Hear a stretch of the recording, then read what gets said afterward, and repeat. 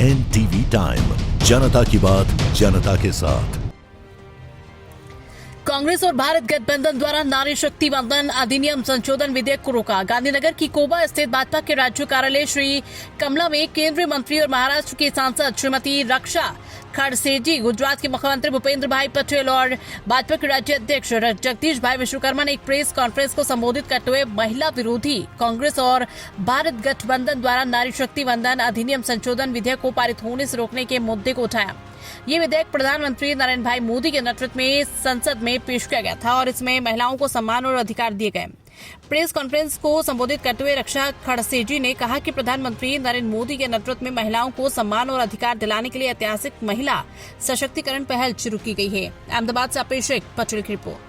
સૌની સાથે ઉપસ્થિત ગુજરાત પ્રદેશના યશસ્વી અધ્યક્ષ શ્રી જગદીશભાઈ વિશ્વકર્મા, ભારત સરકારના મંત્રી શ્રીમતી રક્ષા ખડસેજી, અમારા ગુજરાત સરકારના મંત્રી શ્રીમતી મનીષાબેન વકીલ, ગુજરાત પ્રદેશ મહિલા મોરચાના પ્રમુખ શ્રીમતી અંજુબેન વેકરિયા, પ્રેસ મીડિયાના સૌ મિત્રો, આપ સૌને મારા નમસ્કાર।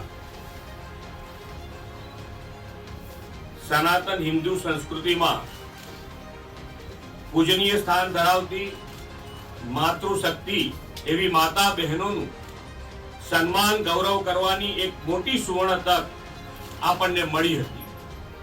વડાપ્રધાન શ્રી નરેન્દ્રભાઈ મોદી સાહેબે આ હેતુથી નારી શક્તિ વંદન અધિનિયમ સુધારા બિલના અમલ માટે સંસદનું વિશેષ સત્ર પણ બોલાવ્યું હતું, પરંતુ કોંગ્રેસ અને ઈડી ગઠબંધનના પક્ષોની નારી શક્તિ વિરોધી માનસિકતાના કારણે આ સુધારા બિલ પસાર થઈ શક્યું નહીં।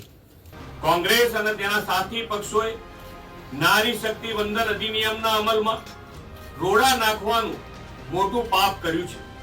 આના કારણે દેશની કરોડો મહિલાનું મનોબળ પણ તૂટ્યું છે। આઝાદીના દશકો સુધી દેશ પર એક હથ્થું શાસન કરનારી કોંગ્રેસ પાર્ટી નકારાત્મકતાની રાજનીતિ કરી રહી છે। દેશના વિકાસમાં અને નીતિ ઘડતરમાં બહેનોના સમાન યોગદાનનો અવસર હતો, પરંતુ કોંગ્રેસ પાર્ટીએ હંમેશની જેમ તેનો પણ વિરોધ કર્યો। કોંગ્રેસ અને ઈડી ગઠબંધને અત્યાર સુધી પરિવારવાદને પોષવાનું જ કામ કર્યું છે। શ્રી મોદી સાહેબના નેતૃત્વમાં દેશમાં થઈ રહેલ રિફોર્મ્સ કોંગ્રેસ કલ્ચરવાળા લોકો સાકી શકતા નથી, એટલે એમને ડર છે કે જો આ અધિનિયમ લાગુ થઈ જાય તો દેશની સામાન્ય પરિવારની બહેનો પણ સંસદ અને વિધાનસભામાં પ્રતિનિધિત્વ મળતું થઈ જશે। કોંગ્રેસ એનો વિરોધ કરી પોતાની સંકુચિત માનસિકતા પ્રગટ કરી દીધી છે। એક બાજુ મહિલાઓના હિતની વાત કરવી અને જ્યારે મહિલાઓનું સશક્તિ બનાવવા માટે કાયદાકીય જોગવાઈ લાવવાનો સમય આવે ત્યારે તેને રોકવાનો તીવ્રતાથી પ્રયાસ કરવો। કોંગ્રેસની આ બે મૂળાની રાજનીતિ આજે લોકો સમક્ષ ખુલ્લી પડી ગઈ છે। મહિલાઓના હિતને અવગણવાની તો તેમની જૂની આદત છે। કોંગ્રેસના સમયમાં મહિલાઓને બેંક ખાતા, સ્વાસ્થ્ય સુરક્ષા, ટ્રિપલ તલાકમાંથી મુક્તિ જેવી મૂળભૂત સ્વતંત્રતા અને સુવિધાઓથી પણ વંચિત રાખવામાં આવ્યા હતા।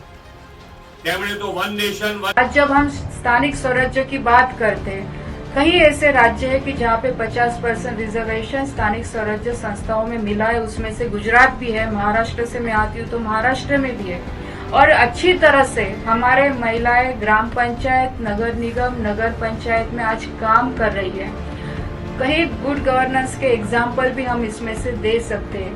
आज इन महिलाओं को लोकसभा और विधानसभा तक पहुंचने का रास्ता कांग्रेस और उनके अपोजिशन के सभी साथियों ने रोक दिया है। जिस तरह से कांग्रेस महिलाओं को लेकर राजनीति कर रही है, कहीं न कहीं इसका पूरा हिसाब हमारे देश की महिलाएं आने वाले दिनों में लेगी। और मैं ये भी कहना चाहूंगी कि सिर्फ महिलाएं नहीं, लेकिन जो सामान्य वर्ग से आता हुआ युवा है वो भी इस चीज को पूरे ध्यान से देख रहा है।